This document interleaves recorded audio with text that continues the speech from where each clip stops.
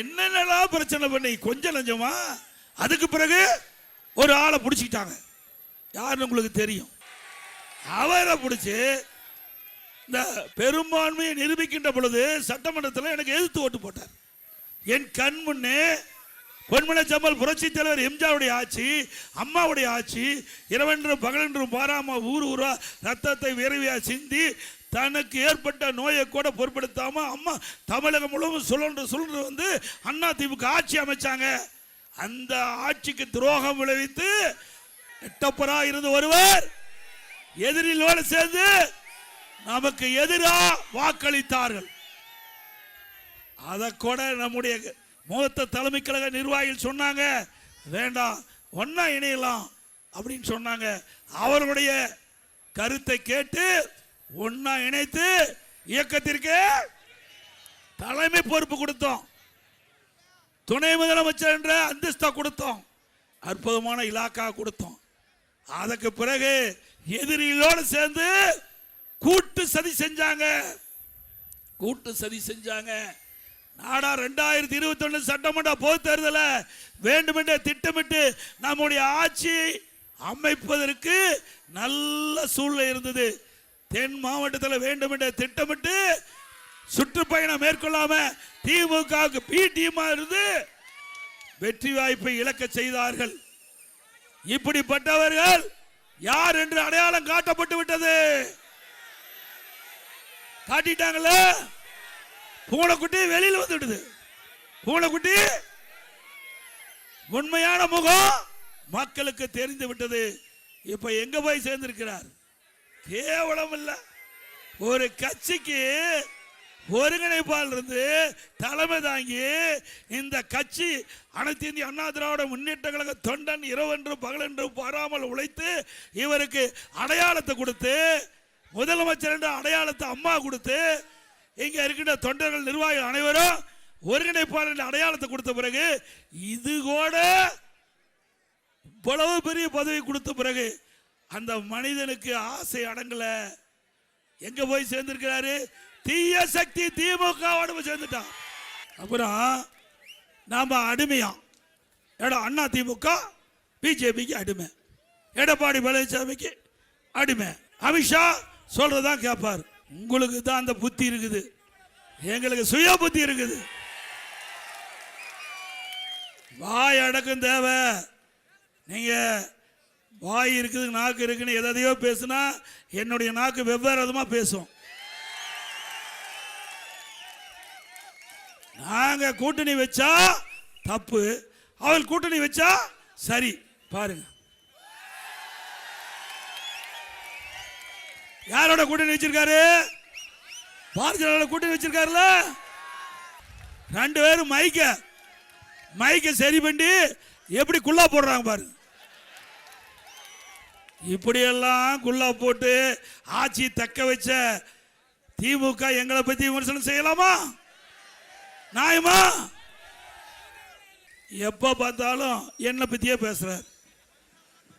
என்னை பத்தி தினம் அப்ப மகன் அப்புறம் சகோதரி கனிமொழி அம்மா ஏங்க இப்படி தாங்க பேசிட்டு இருக்காங்க. நாட்டை பத்தி பேசையா, என்னை பத்தி பேச என்ன பிரயோஜனம்? இன்னைக்கு அண்ணா திமுக ஆட்சியில் என்னென்ன திட்டத்தை கொண்டு வந்தோன்னு பட்டியலிடுறேன். நீ திராவிட முன்னேற்ற ஆட்சிக்கு வந்த பிறகு நீங்க முதலமைச்சரான பிறகு இந்த நாட்டு மக்கள் என்னென்ன திட்டத்தை கொண்டாதுன்னு சொல்லுங்க. இருந்தா தானே சொல்றதுக்கு. பாருங்க இப்போ உதயநிதி சொல்றார், எடப்பாடி பழனிசாமி கொத்தடுமை. யாருக்கு? திரு மோடிக்கும். முரட்டு அடிமையா, முரட்டு அடிமையா. ஏய் உங்க தாத்தா சொல்லியிருக்காரு பாரு.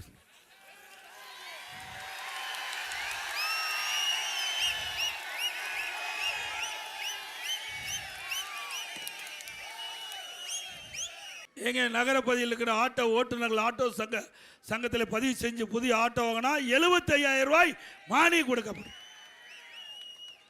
அதோட இந்த நடைபாதை ஓரமாக கடை வைத்திருக்கிறவர்கள் கூட்டுறவு சங்கத்தில் வாங்கி கடன் முழுவதும் தள்ளுபடி செய்யப்படும்.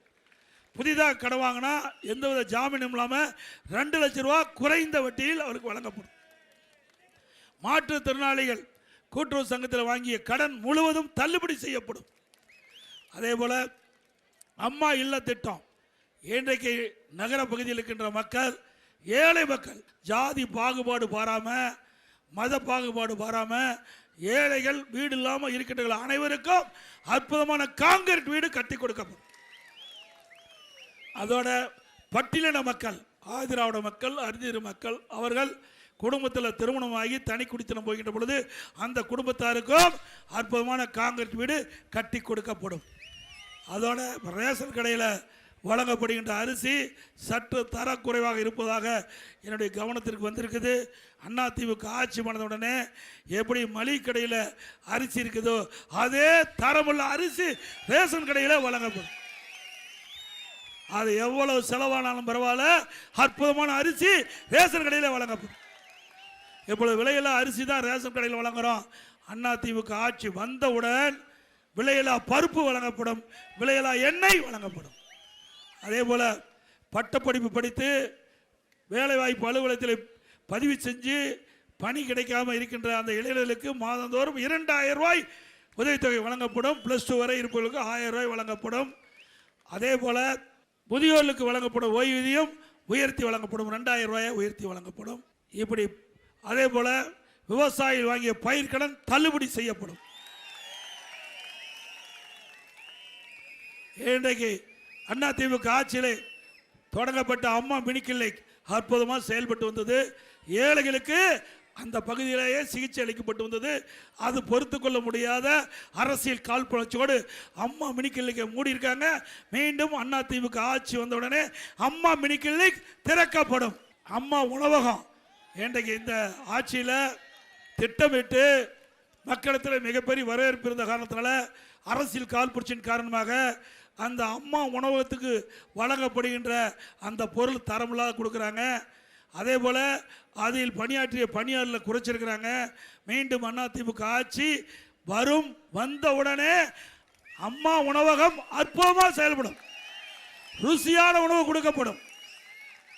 அதிமுக ஆட்சியில் அம்மா உணவகம் முதலமைச்சருடைய நேரடி கட்டுப்பாட்டிலே இருக்கும், நேரடி பார்வையிலே இருக்கும். அதே போல கட்டிட தொழிலாளர்கள் அந்த பணியில் ஈடுபட்டுக்கின்ற பொழுது தவறி விழுந்து இறந்தால் அந்த குடும்பத்திற்கு 25 லட்சம் ரூபாய் நிவாரணம் வழங்கப்படும். இன்றைய தினம் அனைத்து இந்திய அண்ணா திராவிட முன்னேற்ற கழகம் தேசிய ஜனநாயக கூட்டணி பிரம்மாண்டமான கூட்டணியை அமைத்திருக்கிறது. மக்களிடத்திலே மிகப்பெரிய வரவேற்புள்ள கூட்டணி நம்முடைய கூட்டணி. நம்முடைய கூட்டணியின் சார்பாக கழகத்தினுடைய வேட்பாளராக காஞ்சிபுரம் சட்டமன்ற தொகுதியிலே முன்னாள் அமைச்சர் திரு வி சோமசுந்தரம் அவர்கள் நிறுத்தப்பட்டார்.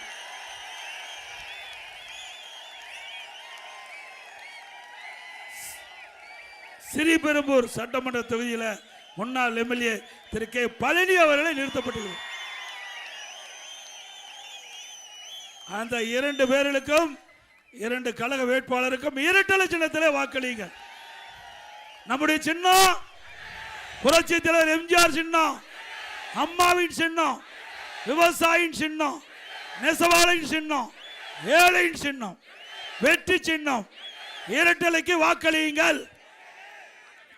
அதே போல நம்முடைய தேசிய ஜனநாயக கூட்டணியில் அங்கம் வைக்கிறது இருக்கின்ற பாட்டாளி மக்கள் கட்சி, மரியாதைக்குரிய முன்னாள் மத்திய அமைச்சர் நாடாளுமன்ற உறுப்பினர் அன்புமணி ராமதாஸ் அவருடைய ஆசி பெற்ற வேட்பாளர் உத்தரமேர் சட்டமன்ற தொகுதியில் அவருடைய கட்சியின் சார்பாக அவரை நிறுத்தப்பட்டுகின்றார். அவர் மகேஷ்குமார் அவருக்கு மாம்பழ சின்னத்திலே வாக்களிங்க. அவருக்கு மாம்பழ சின்னத்திலே வாக்களிங்கள். கழக வேட்பாளருக்கு இரட்டலை சின்னம், கூட்டணி வேட்பாளருக்கு மாம்பழ சின்னம். நம்முடைய 3 வேட்பாளர் வெற்றி பெற்று காஞ்சிபுரம் மாவட்டம் அதிமுக கோட்டை அப்படி நிரூபிக்க வேண்டும் என்று உங்களை இருகரம் கூப்பி வேண்டி கேட்டு, மக்களை காப்போம், தமிழகத்தை மீட்போம். மக்களை தமிழகத்தை மக்களை தமிழகத்தை மக்களை தமிழகத்தை ஸ்டாலின் மாடல் அரசு, ஃபெயிலியர் மாடல் அரசு, பை பை ஸ்டாலின். நன்றி, வணக்கம். விலை மதிக்க முடியாத உயிரை காப்பாற்ற வேண்டும் அடிப்படையில் நாங்கள் செயல்பட்டோம். அதனால இன்றைக்கு மக்கள் நிம்மதியாக வாழ்றாங்க. வல்லரசு நாட்டில் கூட பல்லாயிரக்கணக்கான பேர் கொரோனா வைரஸ் பாதிச்சு இறந்தாங்க. தமிழ்நாட்டில் தேவையான உதவிகளை செஞ்சு கட்டமைப்பை ஏற்படுத்தணும். அப்பொழுது பாரத பிரதமர் அவர்கள் இந்தியாவில் இருக்கின்ற அனைத்து முதலமைச்சரோடு காணொலி காட்சி மூலமாக தொடர்பு கொண்டு கேட்டறிஞ்சாங்க. ஒவ்வொரு மாநிலத்திலும் கொரோனா வைரஸ் பரவலை எப்படி தடுக்கிறீங்க, என்னென்ன நடவடிக்கை எடுக்கிறீங்க அப்படின்னு கேட்டார். அப்பொழுது தமிழ்நாட்டின் சார்பாக நான் தெளிவாக கருத்தை சொன்னேன். அதை கேட்டுட்டு பிரைம் மினிஸ்டர் அவர்கள் சொன்னாங்க, மற்ற முதலமைச்சருக்கு தெளிவுபடுத்தினாங்க. தமிழ்நாட்டில் கொரோனா வைரஸ் பரவலை தடுப்பதில் முதல் மாநிலம், அதை பின்பற்றுங்கள், தமிழ்நாட்டை பின்பற்றுங்கள். அந்த அளவுக்கு சிறப்பான திறமையான ஆட்சியை தமிழ்நாட்டுக்கு கொடுத்தோம் அதிமுக அரசாங்கம்.